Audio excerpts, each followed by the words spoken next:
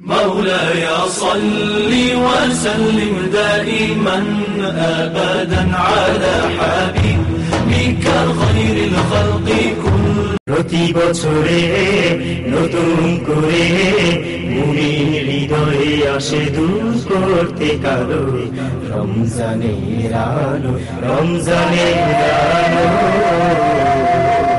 রমজানের আলো, রমজানের আলো, রমজানের আলো, রমজানের আলো, রমজানের আলো, হাবিলি গ্রুপ রমজানের আলো। আসসালামু আলাইকুম ওয়া রাহমাতুল্লাহি ওয়া বারাকাতুহু। দূরের কাছে দেশের প্রবাসের যে যেখানে বসে আমাদের অনুষ্ঠান দেখতে পাচ্ছেন সকলকে জানাচ্ছি হাবিলি গ্রুপ রমজানের আলো অনুষ্ঠান থেকে অনেক অনেক অভিনন্দন এবং শুভেচ্ছা। স্পেশালি অভিনন্দন জানাচ্ছি আজকে আমাদের অনুষ্ঠানে যারা সরাসরি এসে যোগ দিয়েছেন আপনাদেরকে। আজকে আমাদের আলোচ্য বিষয় হলো পবিত্র কোরআন কারীমের ফজিলত তথা ফাজাইলে কোরআন। আমরা মুসলমান, আল্লাহ পাক রব্বুল আলামিন আমাদেরকে পবিত্র কোরআন কারীম দান করেছেন। ওয়ালাকাদ আনজালনা ইলাইকাল কিতাবা তিবয়ানান লিকুল্লি শাই। কোরআন কারীম আল্লাহ পাক নিজে ইরশাদ করেছেন, হে রাসূল, আমি আপনার উপর এমন একটি কিতাব নাজিল করেছি যে কিতাবের মধ্যে সকল কিছুর সমাধান রয়েছে। একজন মানুষের ব্যক্তি জীবন, পারিবারিক, সামাজিক, অর্থনৈতিক, রাষ্ট্রীয় সহ সার্বিক সমস্যার সমাধান এই কোরআন কারীমে আমি আল্লাহ সন্নিবেশ করে দিয়েছি। কোরআন কারীম এমন একটি কিতাব যে কিতাব আজকে ১৫০০ বছর হয়ে গেল, এখানে কোনো পরিবর্তন আসেনি, কিয়ামত পর্যন্ত এটার কোনো পরিবর্তন কেউ করতে পারবে না। মহান রব্বুল আলামিন কালামে মজিদের শুরুতে ইরশাদ করেছেন, আলিফ লাম মিম যালিকাল কিতাবু লা রাইবা ফীহি হুদাল লিল মুত্তাকিন। যালিকাল কিতাব লা রাইবা ফীহি, এটা এমন একটি কিতাব যেখানে কোনো সন্দেহের অবকাশ নেই। লাউ আনজালনা হাযাল কুরআনা আলা জাবালিন লারাআইতাহু খাশিআম মুতাসাদ্দিআম মিন খাশিয়াতিল্লাহ। আমি এই কোরআন কারীম যদি পাহাড়ের উপর নাজিল করতাম, পাহাড় ভয়ে থরথর করে কেঁপে টুকরো টুকরো হয়ে যেত। আমি সেই কোরআন কারীম একমাত্র মানব জাতিকে দান করেছি। সুপ্রিয় দর্শক, আল্লাহ পাক রব্বুল আলামিন আমাদেরকে এই কালামে মজিদ ৩০ পারা কোরআন কারীম দান করেছেন তার প্যারা হাবিব আমাদের প্রিয় নবী হুজুর আকরাম রউফ নূরে মুজাসসাম আহমদ মুজতবা মুহাম্মদ রাসূলুল্লাহ সাল্লাল্লাহু তাআলা আলাইহি ওয়াসাল্লামের মাধ্যমে। এই কোরআন কারীম আল্লাহ পাক আমাদেরকে দিয়েছেন।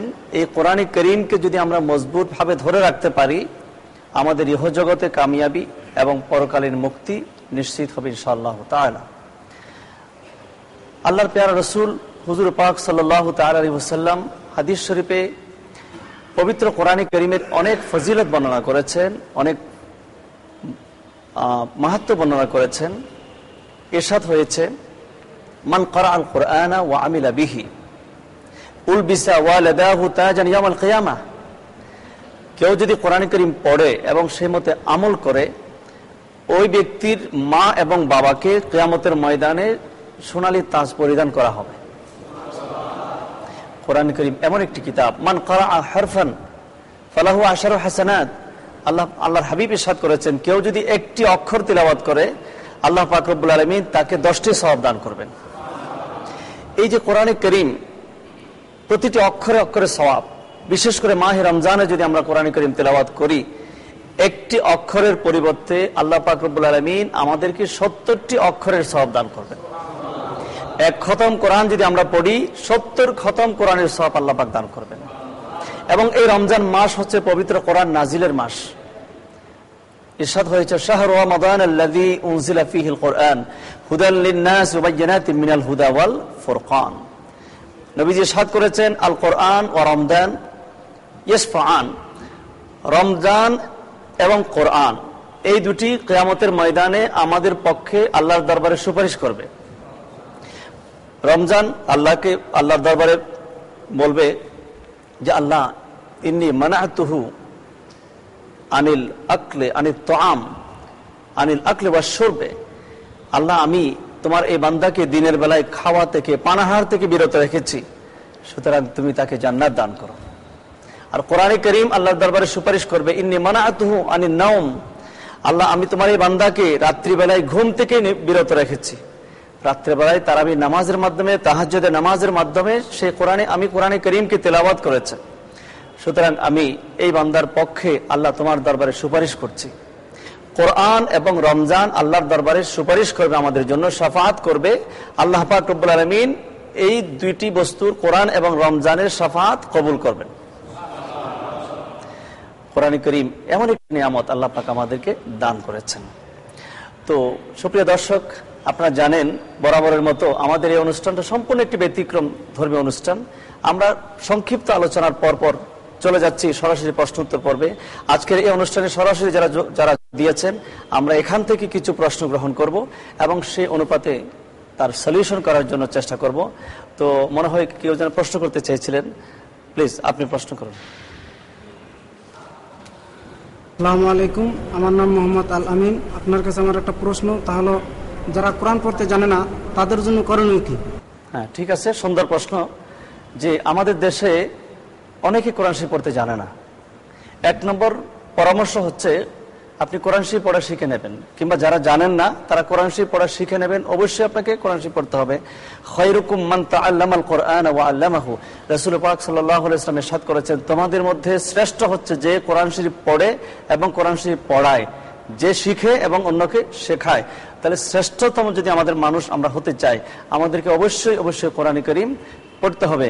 কিয়ামতের ময়দানে আমাদেরকে প্রশ্ন করা হবে যে কোরআন কারীম তুমি পড়েছো কিনা, তুমি ইলম অর্জন করেছো কিনা। তলাবুল ইলমি ফরিদাতুন আলা কুল্লি মুসলিমিন ওয়া মুসলিমাতিন, প্রত্যেক মুসলিম নর এবং নারীর উপর ইলম অর্জন করা ফরজ। কোন ইলম? এক নম্বর হচ্ছে কোরআন কারীমের ইলম। সুতরাং যারা কোরআন শরীফ জানেন না তাদের দায়িত্ব হচ্ছে কোরআন শরীফ শিখা। এখন প্রশ্ন, যারা শিখে নাই তারা কি করবে? তাদের জন্য ফয়সালা হলো কোরআন শরীফের বরকত থেকে তারা কি মাহরুম হয়ে যাবে, বঞ্চিত হয়ে যাবে?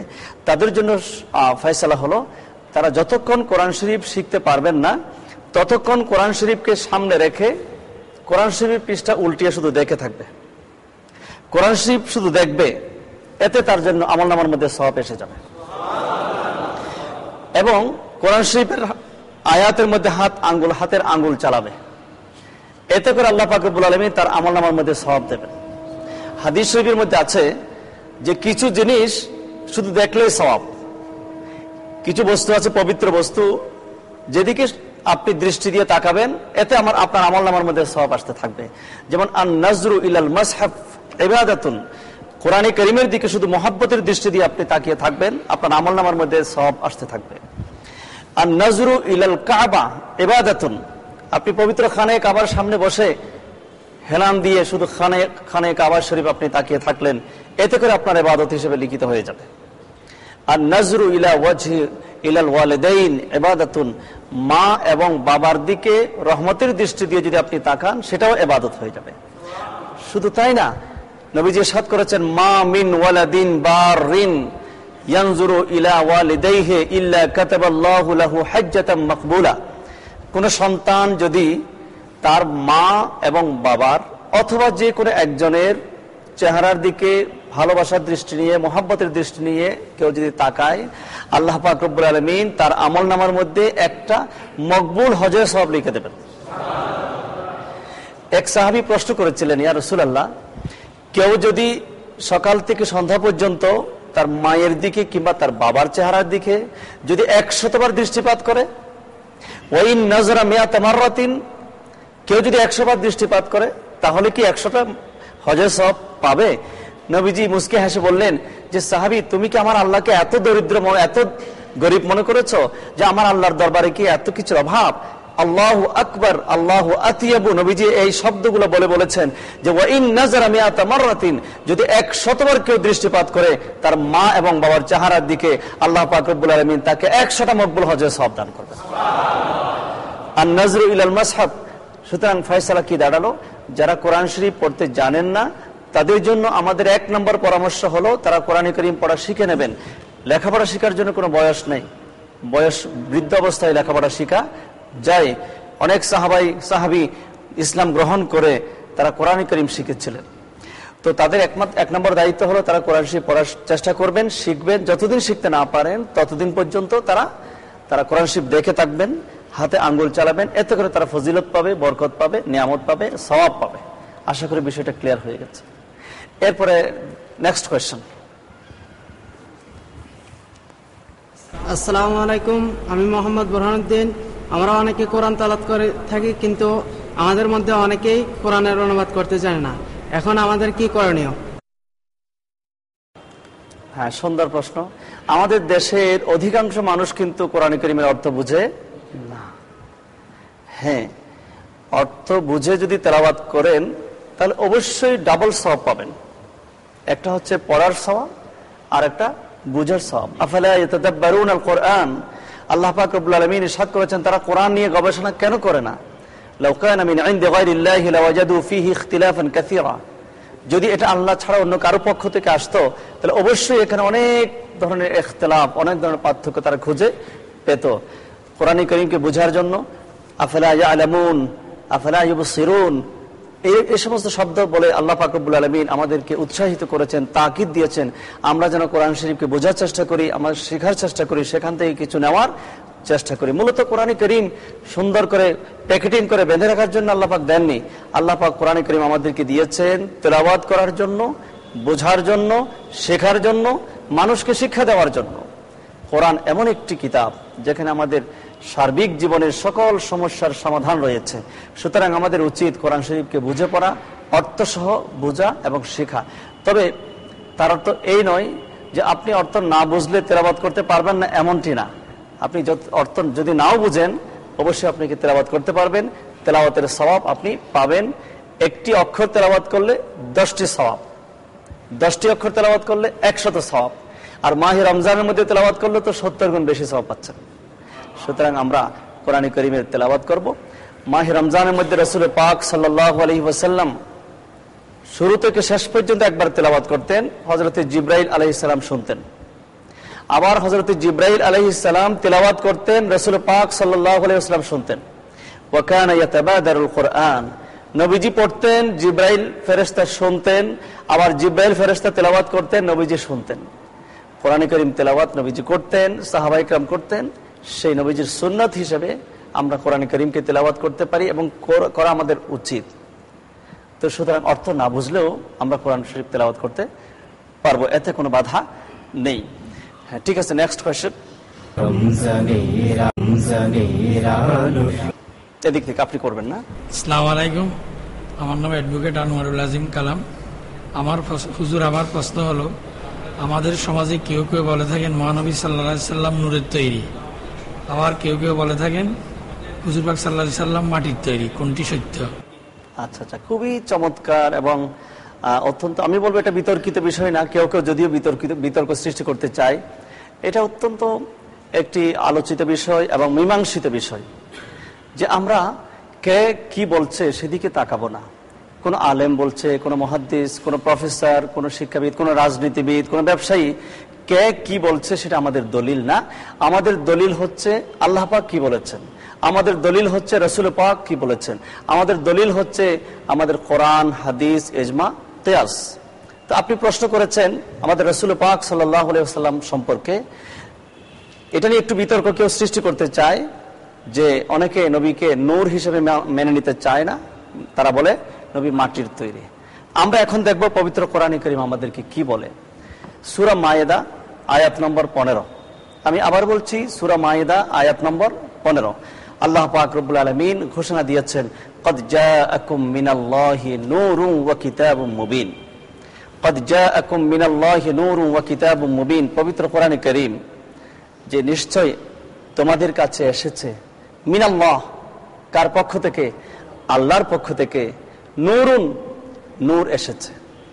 ক্বাদ জাআকুম মিনাল্লাহি নূর, আল্লাহর পক্ষ থেকে তোমাদের কাছে একটি নূর এসেছে। ওয়া কিতাবুম মুবিন, এবং একটি সুস্পষ্ট কিতাব এসেছে। কিতাব, সুস্পষ্ট কিতাব হচ্ছে কোরআন কারীম। আর নূর, নূর মানে কি?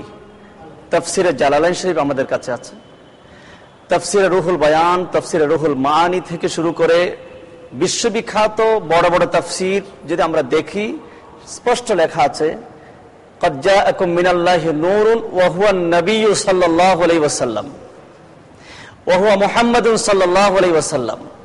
আল্লাহর পক্ষ থেকে যে নূর এসেছে সেই নূর হলো আমাদের প্রিয় নবী মুহাম্মদুর রাসূলুল্লাহ সাল্লাল্লাহু আলাইহি ওয়াসাল্লাম। আল্লাহ পাক রব্বুল আলামিন যেখানে বলছেন আমার নবী নূর, এখন কোন মানুষ যদি বলে নবী মাটির তৈরি, বোঝা গেল আল্লাহর সাথে ওই ব্যক্তির সাথে কথার সাথে সাংঘর্ষিক। আল্লাহ বলছেন নূর, আর কোন মুহাদ্দিস, কোন মুফতি সাহেব, তথাকথিত মুফতি সাহেব যদি বলে মাটি, আমরা কি ওই ব্যক্তির কথা শুনবো না আল্লাহর কথা শুনবো? আমরা অবশ্যই আল্লাহর কথা শুনবো। আল্লাহ পাক রব্বুল আলামিন সূরা মাইদার মধ্যে স্পষ্ট বলে দিয়েছেন ক্বাদ জাআকুম মিনাল্লাহি নূরুন ওয়া কিতাবুম মুবিন। এবার আসুন পবিত্র হাদিস শরীফ।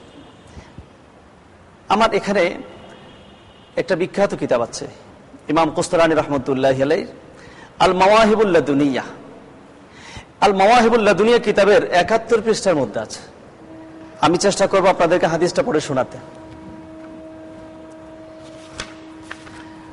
রাসূল পাক সাল্লাল্লাহু আলাইহি ওয়াসাল্লামের একজন প্রসিদ্ধ সাহাবী হযরত জাবের রাদিয়াল্লাহু তাআলা আনহু, তিনি এসে একদিন নবীজির কাছে প্রশ্ন করলেন, ফিদাকা আবি ওয়া উম্মি ইয়া রাসূলুল্লাহ, আমার আব্বা এবং আম্মা আপনার কদমের মধ্যে কোরবান হয়ে যাক। আখবিরনি আন আউয়াল শাইইন খালাকাহু আল্লাহু তাআলা ক্বাবলা আল আশিয়া, আপনি আমাকে মেহেরবানি করে একটু বলুন যে আল্লাহ পাক রব্বুল আলামিন সর্বপ্রথম কোন জিনিসটি সৃষ্টি করেছিলেন? ক্বাবলা আল আশিয়া, সকল কিছুর পূর্বে। এক কথায় সর্বপ্রথম কোন বস্তুটি সৃষ্টি করেছিলেন? ক্বালা ইয়া জাবিরু, নবীজি জবাব দিলেন, হে জাবের, ইন্নাল্লাহা তাআলা ক্বাদ খালাকা ক্বাবলা আল আশিয়ায়ে নূরান নাবিয়্যিকা, যে নিশ্চয় আল্লাহ পাক রব্বুল আলামিন সর্বপ্রথম তোমার নবীর নূরকে সৃষ্টি করেছেন। আপনি দেখুন মুসান্নাফ আব্দুর রাজ্জাক, ইমাম বুখারী, আমরা জানি 30 পারা কালামে মজিদের পরের বিশুদ্ধতম কিতাব হচ্ছে সহিহ বুখারী শরীফ। সহিহ বুখারী শরীফ লিখেছেন ইমাম মুহাম্মদ ইবনে ইসমাইল বুখারী রাহমাতুল্লাহি আলাইহি। ওনার ওস্তাদের ওস্তাদ আল্লামা আব্দুর রাজ্জাক রাহমাতুল্লাহি আলাইহি, তিনি কিতাব লিখেছেন মুসান্নাফ আব্দুর রাজ্জাক। সেই কিতাবের মধ্যে সনদ সহকারে এই হাদিসটা আছে। সেই হাদিসের রেফারেন্স আমরা আল মাওয়াহিবুল লাদুনিয়া কিতাবের মধ্যে পাচ্ছি, যিনি ইমাম কুস্তালানীর মতো বিশ্ববিখ্যাত একজন মুহাদ্দিস লিখেছেন। এখানে স্পষ্ট লেখা আছে, হযরত জাবের রাদিয়াল্লাহু তাআলা আনহুর প্রশ্নের জবাবে রাসূল করিম সাল্লাল্লাহু আলাইহি ওয়াসাল্লাম জবাব দিলেন, ইন্নাল্লাহা খালাকা ক্বাবলা আল আশিয়ায়ে নূরা নাবিয়্যিকা, যে জাবের, তোমার আল্লাহ পাক সকল কিছু সৃষ্টির পূর্বে তোমার নবীর নূরকে সৃষ্টি করেছেন। এরপরে কি হলো? ফাজআলা যালিকা নূর ইয়াদুর বিল কুদরাহ হাইসু শা আল্লাহ, ওই নূর মুবারক আল্লাহ পাক রব্বুল আলামিন সেই নূর থেকে সৃষ্টি করে যেখানে ইচ্ছা সেখানে পরিভ্রমণ করিয়েছেন। এখন আল্লাহ পাক রব্বুল আলামিন কোথায় কোথায় পরিভ্রমণ করিয়েছেন সেটা আল্লাহ রব্বুল আলামিন ভালো জানেন। এরপর কি করলেন? ওয়ালাম ইয়াকুন ফি যালিকাল ওয়াক্ত লাউহুন ওয়ালা কলামুন ওয়ালা জান্নাতুন ওয়ালা নারুন ওয়ালা মালাকুন ওয়ালা সামাউন ওয়ালা আরদুন ওয়ালা শামসুন ওয়ালা কমর ওয়ালা জিন্নিয়ুন ওয়ালা ইনসিয়ুন। নবীজি বলেন, যখন আল্লাহ পাক রব্বুল আলামিন তোমার নবীর নূরকে সৃষ্টি করেছিলেন, তখন কোন লৌহ ছিল না, কলম ছিল না, আরশ ছিল না, কুরসি ছিল না, জান্নাত ছিল না, জাহান্নাম ছিল না, ফেরেশতা ছিল না, আসমান ছিল না, জমিন ছিল না, মানুষ ছিল না, জিন জাতি ছিল না। ছিল না বলতে কিছুই ছিল না। সর্বপ্রথম তোমার নবীর নূর সৃষ্টি করেছেন। এরপর কি করলেন? ফালাম্মা আরাদাল্লাহু আন ইয়াখলুকাল খালকা, অন্যান্য সৃষ্টি যখন সৃষ্টি করার মনস্থ করলেন আল্লাহ পাক রব্বুল আলামিন, কাসসামা যালিকা নূর আরবাআতা আজজা, ওই নূর মুহাম্মদী সাল্লাল্লাহু আলাইহি ওয়াসাল্লামকে 4 ভাগে ভাগ করলেন। কয় ভাগে? 4 ভাগে ভাগ করলেন। ফাখালাকাল জুজ আল আউয়াল আল কলম, প্রথম ভাগ দিয়ে কলম তৈরি করলেন। ওমিনাস সানি আল লৌহ, দ্বিতীয় ভাগ দিয়ে লৌহ সৃষ্টি করলেন। ওমিনাস সালিস আল আরশ, তৃতীয় ভাগ দিয়ে আরশ সৃষ্টি করলেন। চতুর্থ ভাগকে আবারও 4 ভাগ করলেন। প্রথম ভাগ দিয়ে তৈরি করলেন হামালাতুল আরশ, আরশ বহনকারী ফেরেশতা। দ্বিতীয় ভাগ দিয়ে তৈরি করলেন কুরসি। তৃতীয় ভাগ দিয়ে তৈরি করলেন অন্যান্য ফেরেশতা। এইভাবে ভাগ করতে করতে করতে করতে আল্লাহ পাক রব্বুল আলামিন আমাদের প্রিয় নবীর নূর মুবারক থেকে 18,000 মখলুকাত সৃষ্টি করলেন। আপনি বর্তমান চন্দ্র, সূর্য, গ্রহ, নক্ষত্র, বৃক্ষ, লতা, সাগর, মহাসাগর, পাহাড়, পর্বত, মানুষ, জিন জাতি সবকিছু আল্লাহ পাক রব্বুল আলামিন আমাদের নবীর নূর থেকে সৃষ্টি করেছেন। এই জন্য আব্দুল হক মুহাদ্দিস দেহলভী রাহমাতুল্লাহ আলাইহি বলেছেন, হাদিসটা উদ্ধৃতি করেছেন, আফদালু মা খালাকাল্লাহু নূরি, যে আল্লাহ পাক রব্বুল আলামিন আমার নূরকে সর্বপ্রথম সৃষ্টি করেছেন, ওয়াল খালকু কুল্লুহু মিন নূরি, এবং অন্যান্য সৃষ্টি সকল আমার নূর থেকে সৃষ্টি।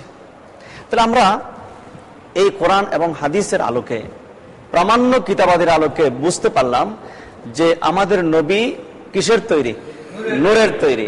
যারা মাটির তৈরি বলে তাদের কাছে আমাদের প্রশ্ন যে আমার নবীর নূরকে যখন আল্লাহ পাক রব্বুল আলামিন সৃষ্টি করেন তখন কি মাটি ছিল?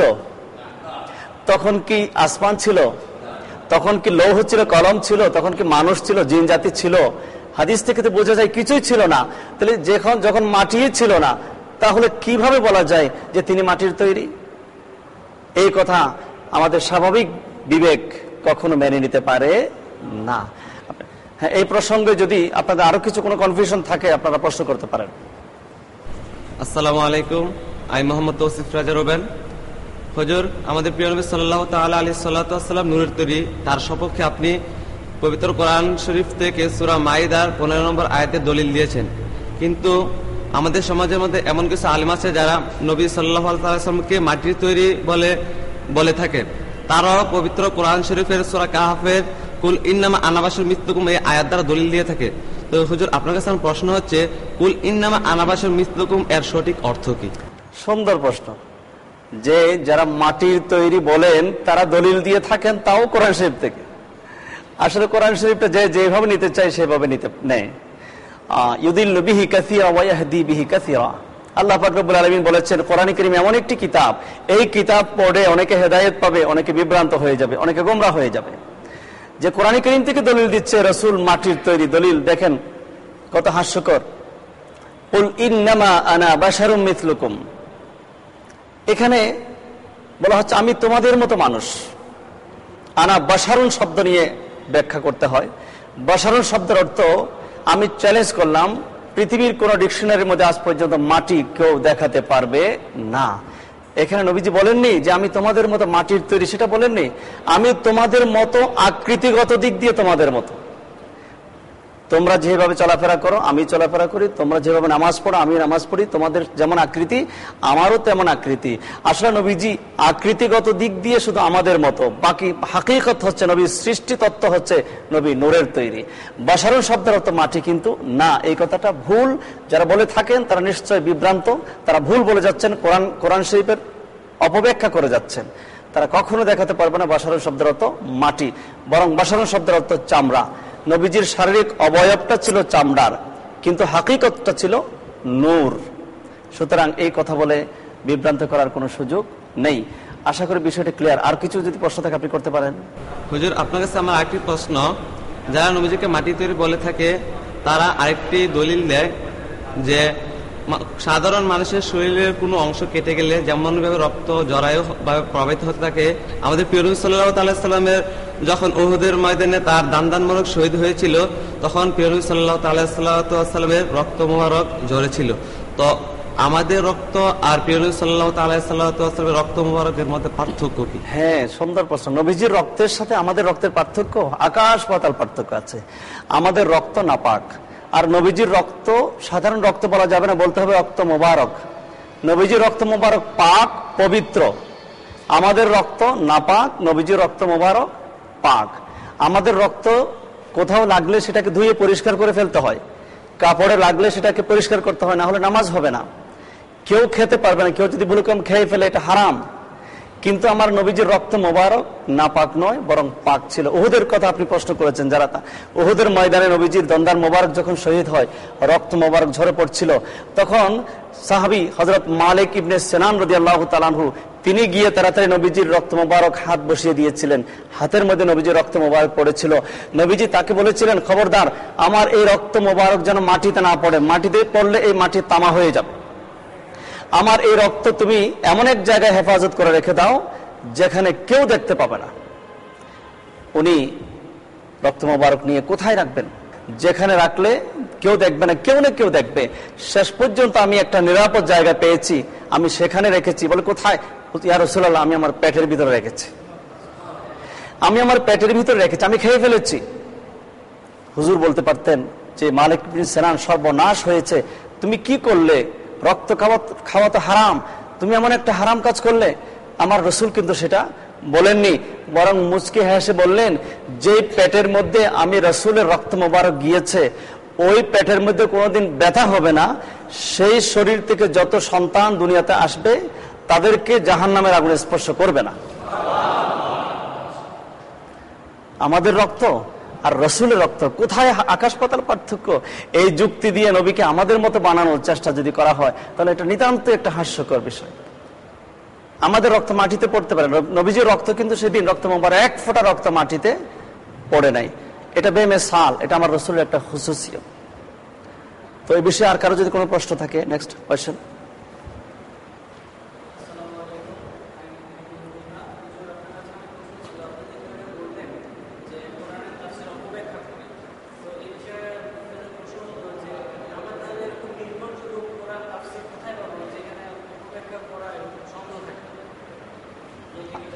আসলে তাফসিরুল কোরআন আজকে একেবারে সস্তা হয়ে গেছে, যে কেউ মুফাসসির কোরআন হয়ে যাচ্ছে। কোরআনে কারীমের তাফসির ইচ্ছে করলেই কিন্তু করা যায় না। তাফসিরুল কোরআন করার জন্য 24 প্রকারের ইলম দরকার। ইলমে বালাগাত, ইলমে মান্তিক, ইলমে নাহু, ইলমে সরফ, ইলমে তাসাউফ। সবচেয়ে বড় ইলম হচ্ছে ইলমে লদুনি লাগবে, ইলমে খিজরি লাগবে, খিজর আলাইহিস সালামের ইলম লাগবে, ইলমে লদুনি লাগবে, তাসাউফ লাগবে, তরিকত লাগবে, ইলমুল কালাম লাগবে, ইলমে নাহু, সরফ। এই সমস্ত 24 প্রকারের ইলম যার ভিতরে থাকবে তিনিই তাফসির করতে পারেন। তো আমরা নির্ভরযোগ্য কিছু তাফসিরের নাম বলতে পারি। তাফসিরে রুহুল বায়ান, তাফসিরে রুহুল মাআনি, তাফসিরে বাইজাবি, তাফসিরে জালালাইন শরীফ, তাফসিরে দুররে মনসুর, এবং বাংলা ভাষায় একটা তাফসিরের কিতাব আপনাদেরকে আমরা জানাতে পারি, সেটার নাম হলো তাফসিরে কানজুল ঈমান, খাজাইনুল ইরফান। মূল কিতাবের লেখক 14 শতাব্দীর মুজাদ্দিদ আলা হযরত আজিমুল বরকত ইমাম আহমদ রাজা ফাজলে বেরেলী রহমতুল্লাহ আলাইহি। সেই কিতাবের বাংলা অনুবাদ হয়েছে। আপনারা ইচ্ছা করলে সেই কিতাব সংগ্রহ করতে পারেন। আমি আবার বলছি, কিতাবের নাম তাফসিরে কানজুল ঈমান, তাফসিরে কানজুল ঈমান। আপনারা সেই কিতাবটা সংগ্রহ করে নিতে পারেন। এবার নেক্সট, আশা করি ক্লিয়ার। Next question. আসসালামু আলাইকুম হুজুর, আমি মোহাম্মদ জাহাঙ্গীর আলম। আমার প্রশ্ন হচ্ছে, তাওরাত, জাবুর, ইনজিল, কোরআন সবগুলো আল্লাহর কালাম তথা আল্লাহর কথা। তা আল্লাহর কথা, আল্লাহর কথার মধ্যে শ্রেষ্ঠত্ব কিভাবে হয়, তথা কোরআন শ্রেষ্ঠত্ব কেন? তাওরাত আল্লাহর কিতাব, হযরত মুসা আলাইহিস সালামের উপর নাজিল হয়। জাবুর তাও আল্লাহর কিতাব, হযরত দাউদ আলাইহিস সালামের উপর নাজিল হয়েছে। ইনজিল তাও আল্লাহর কিতাব, ঈসা আলাইহিস সালামের উপর নাজিল হয়েছে। সর্বশ্রেষ্ঠ কোরআন কারীম, যেহেতু আল্লাহ পাক রব্বুল আলামিন এই কোরআন কারীমকে দেওয়ার জন্য নির্বাচন করেছেন শ্রেষ্ঠ নবীকে, তো শ্রেষ্ঠ নবীর কিতাব তো শ্রেষ্ঠ হবেই। শ্রেষ্ঠ নবী, আমাদের নবী হচ্ছে শ্রেষ্ঠ নবী, ইমামুল আম্বিয়া ওয়াল মুরসালিন, সমস্ত নবীদের নবী। মেরাজ রাত্রে যে নবীর পেছনে 1,24,000, 2,24,000, মতান্তরে 3,36,000 নবী রাসূল নামাজ আদায় করেছেন, সমস্ত নবীদের ইমাম হচ্ছে আমাদের নবী মুহাম্মদ রাসূলুল্লাহ সাল্লাল্লাহু আলাইহি ওয়াসাল্লাম। তো শ্রেষ্ঠ নবীর উপর নাজিলকৃত কিতাব কোরআন কারীম তো শ্রেষ্ঠ হবে। আমরা কোরআন কারীমের মধ্যে দেখি সূরা আলে ইমরান 81 নম্বর আয়াতের মধ্যে রূহ জগতের মধ্যে আল্লাহ পাক রব্বুল আলামিন সমস্ত নবী রাসূলদেরকে হাজির করেছিলেন। সেখানে তাদের কাছ থেকে একটা অঙ্গীকার নিয়েছিলেন। ওয়াইদা আখাযাল্লাহু মিসাকান নাবিয়্যিন, কোরআন কারীম সূরা আলে ইমরান 81 নম্বর আয়াত। ওয়াইদা আখাযাল্লাহু মিসাকান নাবিয়্যিন লামা আতাইতুকুম মিন কিতাবিন ওয়া হিকমা সুম্মা জাআকুম রাসূলুম মুসাদ্দিকুন লিমা মাআকুম লা তু'মিনুন্না বিহি ওয়া লা তানসুরুন্নাহু قال أقررتم وأخذتم على ذلكم إصري قالوا أقررنا قال فاشهدوا وأنا معكم من الشاهدين। সমস্ত নবী রাসূলদের কাছ থেকে আল্লাহ অঙ্গীকার নিয়েছিলেন, আমি তোমাদেরকে নবুয়ত দান করলাম, রিসালাত দান করলাম, এর পিছনে তোমাদের কাছ থেকে আমি একটা অঙ্গীকার নিতে চাই। অবশেষে যখন আমার রাসূল দুনিয়াতে আসবেন, যিনি তোমাদের ধর্মকে সত্যায়িত করবেন, তিনি আসার পর তোমাদের দায়িত্ব হবে লা তুমিনুন বিহি, তোমরা সকলে মিলে আমার সেই নবীর উপর ঈমান গ্রহণ করবে, ওয়ালা তানসুরুন্নাহু, এবং তাকে সাহায্য সহযোগিতা করবে। এই অঙ্গীকার বলার পর আল্লাহ বলেন যে তোমরা কি আমার এই অঙ্গীকার গ্রহণ করেছো, আমার এই কথাগুলো কি তোমরা মেনে নিয়েছো? সমস্ত নবী রাসূল সমস্বরে এক বাক্যে স্বীকার করলেন, ক্বালু আকরারনা, আল্লাহ আমরা মেনে নিলাম, আমরা স্বীকার করে নিলাম। আল্লাহ পাক রব্বুল আলামিন বললেন, ক্বালা ফাশহাদু, তাহলে তোমরা নিজেরাই সাক্ষী থেকে যাও, ওয়া আনা মাআকুম মিনাশ শাহিদিন, এবং তোমাদের সাথে আমি আল্লাহও সাক্ষী হয়ে গেলাম। এখানে শ্রেষ্ঠত্ব আমাদের রাসূল অন্যান্য নবীদের শ্রেষ্ঠত্ব, আমাদের রাসূলের শ্রেষ্ঠত্ব অন্যান্য নবীদের উপরে। তিলকার রুসুল ফাদ্দালনা বা'দাহুম আলা বা'দিন, আল্লাহ পাক রব্বুল আলামিন বলেছেন কোন নবীর উপর কোন নবীকে আমি প্রাধান্য করে দিয়েছি, অগ্রাধিকার দিয়েছি, এবং সমস্ত নবীদের উপর শ্রেষ্ঠ নবী হলেন আমাদের রাসূল মুহাম্মদুর রাসূলুল্লাহ সাল্লাল্লাহু তাআলা আলাইহি ওয়াসাল্লাম। সুতরাং শ্রেষ্ঠ নবীর উপর যে কোরআন, যে কিতাব নাজিল হয়েছে, সেটি শ্রেষ্ঠ কিতাব। জি হুজুর, আমার আরেকটি প্রশ্ন হচ্ছে, আপনি একটু আগে বলেছিলেন আল্লাহ রাব্বুল আলামিন সমস্ত নবীদের কাছ থেকে অঙ্গীকার নিয়েছিলেন আমাদের নবী করিম সাল্লাল্লাহু আলাইহি সাল্লামের ব্যাপারে, এবং নবী করিম সাল্লাল্লাহু আলাইহি সাল্লামের ব্যাপারে সেই অঙ্গীকার অন্যান্য নবীরা প্রতিশ্রুতি পালন করবেন, এটার প্রতিশ্রুতি দিয়েছিলেন। তো দুনিয়াতে এসে এটার বাস্তবতা কতটুকু বা কিভাবে এর প্রতিশ্রুতি বাস্তবায়িত করেন? হ্যাঁ, এটা একটা প্রশ্ন যে দুনিয়াতে এসে আমাদের নবীর ঈমান আনার বিষয়টা না, এটা তখন রূহ জগতের মধ্যে তাদের কাছ থেকে অঙ্গীকার নিয়েছিলেন আমার রাসূল আসবেন, যিনি আসবেন তার উপর তোমরা ঈমান গ্রহণ করো। তারা তখনই ঈমান গ্রহণ করেছিলেন। আল্লাহ যে নবী আসবেন সেই নবীর উপর আমরা এখনই ঈমান গ্রহণ করে নিলাম, এখনই আমরা মেনে নিলাম, এবং আমার উম্মতদেরকে আমরা, অর্থাৎ তাদের উম্মতদেরকে এই দায়িত্ব আল্লাহ পাক রব্বুল আলামিন দিয়েছিলেন, তোমরা তোমাদের উম্মতদেরকে বলে দেবে যে ওই নবী যখন আসেন সেই নবীর উপর যেন তারা ঈমান গ্রহণ করে। মূসা আলাইহিস সালামের উম্মতরা আগে হকের উপর ছিল, যখনই আমাদের নবী এসেছেন তাদের দায়িত্ব হয়ে গেল যে তাদের নিজের ধর্ম ত্যাগ করে আমাদের নবীর উপর ঈমান আনা। ঈসা আলাইহিস সালামের যারা উম্মত ছিলেন তারা হকের উপর ছিলেন, যখন আমাদের নবী দুনিয়াতে আসলেন তাদের দায়িত্ব হয়ে গেল তাদের ধর্ম ত্যাগ করে আমাদের নবীর উপর ঈমান গ্রহণ করা। এই হলো অন্যান্য নবীদের দায়িত্ব, তাদের মাধ্যমে তাদের উম্মতদেরকে বলে দেওয়া যে আখেরি নবী যখন আসবেন তখন তোমরা আমাদের ধর্ম ত্যাগ করে সেই নবীর উপর ঈমান গ্রহণ করবে, সেই নবীর ধর্ম তোমরা গ্রহণ করে নেবে। এই হলো আয়াতে কারিমার সাবস্টেন্স এবং শিক্ষা। আশা করি বিষয়টা ক্লিয়ার হয়ে গেছে। এবার নেক্সট কোয়েশ্চেন। আসসালামু আলাইকুম, আমি শিবলি আহমেদ, চাকরিজীবী। আমার প্রথম প্রশ্ন হচ্ছে যে তাওরাত, জবুর, ইনজিল, আল কোরআন। তাওরাত, জবুর, ইনজিল, আল কোরআন। আল কোরআন আমাদের সর্বশেষ নবী হযরত মুহাম্মদ মুস্তাফা সাল্লাল্লাহু সাল্লামের উপর নাজিল হয়েছে। তো এখন এই কোরআন নাজিল হওয়ার পর বাকি যে তিনটা কিতাব আছে এটার কার্যক্রম থাকবে কিনা? আপনি প্রশ্ন বুঝতে পেরেছি যে তখনকার যে তাওরাত কিতাব ছিল, তখনকার দিনে যে ইনজিল কিতাব ছিল, ওটা পরিবর্তিত হয়ে গেছে। অরিজিনাল কিতাবটা এখন আর নাই, সেখানে পরিবর্তিত হয়ে অরিজিনালটা এখন আর খুঁজে পাওয়া যাচ্ছে না। এই জন্য সেটাকে বাইবেল নাম দিয়েছে, ইত্যাদি ইত্যাদি অমুক সমুক নাম দিয়ে সেটাকে পরিবর্তন করে ফেলেছে। একমাত্র কোরআনে কারীম একমাত্র কিতাব যেটার মধ্যে আজ পর্যন্ত কোনো পরিবর্তন কেউ আসতে। কোরআন নাজিল হওয়ার পর বাকি তিনটা কিতাবের কার্যক্রম আছে কিনা? না, ওই আমাদের নবী আসার সাথে সাথে তাদের ওই কিতাবগুলোর কার্যক্রম স্টপ হয়ে গেছে। ওই সমস্ত ধর্মের কার্যক্রম এখন আর চলবে না। এখন তাদের দায়িত্ব হবে সকল তাদের পূর্ববর্তী ধর্ম ত্যাগ করে সকল মুসলমান হয়ে যাওয়া এখন তাদের দায়িত্ব। আল্লাহ পাক রব্বুল আলামিন তাদেরকে সেই নির্দেশ দিয়েছেন। এখন ইহুদি ধর্ম আর চলবে না, নাসারা ধর্ম আর চলবে না। ওই সমস্ত ধর্ম বাদ দিয়ে তারা এখন মুসলমান হয়ে যাবে, মুসলমান ধর্ম গ্রহণ করবে। যারা গ্রহণ করেছে তাদেরকে আল্লাহ পাক রব্বুল আলামিন কবুল করেছেন, যারা করেননি তারা মুশরিক হয়ে গেছে, কাফের হয়ে গেছে, বেদিন হয়ে গেছে। এবার নেক্সট কোয়েশ্চেন। আমি মোহাম্মদ ইয়ামিন, মিরপুরের একজন ব্যবসায়ী। মোহনা টিভি কর্তৃক আয়োজিত মাহে রমজান উপলক্ষে প্রচারিত এই অনুষ্ঠান আমি নিয়মিত দেখি।